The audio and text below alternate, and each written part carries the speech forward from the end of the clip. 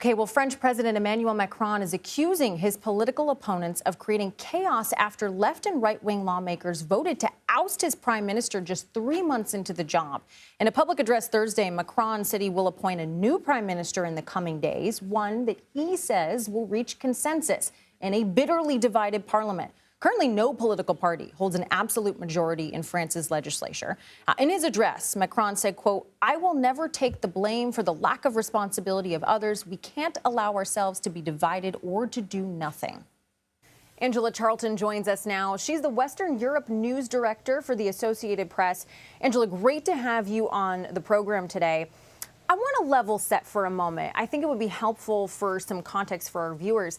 Just how bad are the political divisions in France right now? Has the country been in this situation before?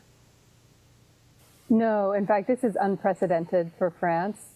We're in a situation with a hung parliament. We've got 3 political factions that are roughly equally balanced, and they absolutely do not get along and can't agree on anything. This is the far right of Marine Le Pen, the left-wing parties, and Macron's centrist center-right camp. And this has been the case since elections in July, and this parliament has been able to do almost nothing so far except bring down the government this week.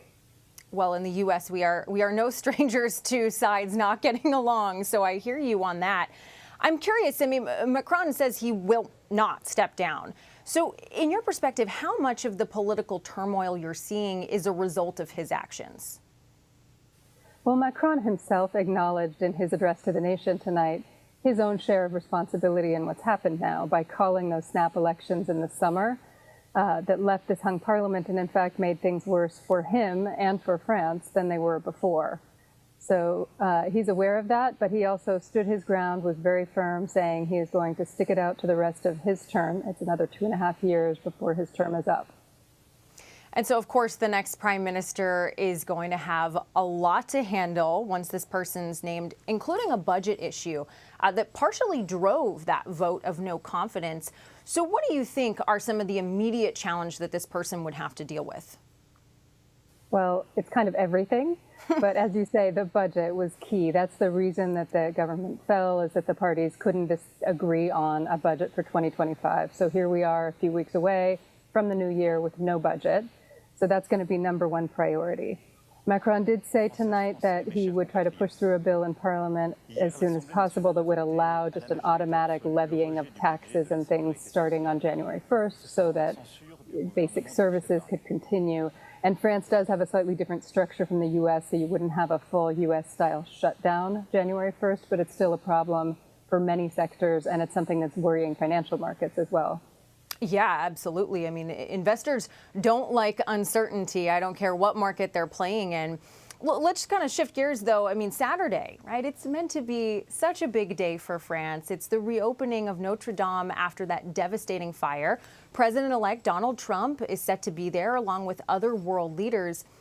Do you think this political uncertainty is overshadowing all of that?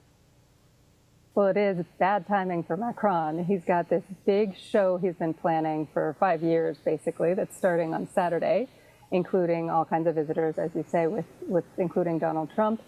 And now he's got no government. Everything's in turmoil.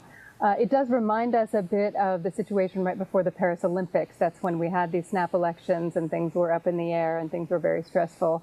But I think that based on what we saw in the summer during the Olympics, Macron will probably try to do the same thing and just turn all of his energy toward the cathedral, toward the reopening. He will not make any reference to the political situation, and he'll just try to rise above it and make this weekend all about the heritage of humanity, this magnificent cathedral rising from the ashes for the world to enjoy, and really distance himself from the politics at home.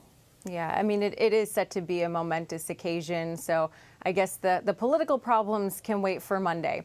Angela Charlton, really appreciate you joining us tonight. Thanks.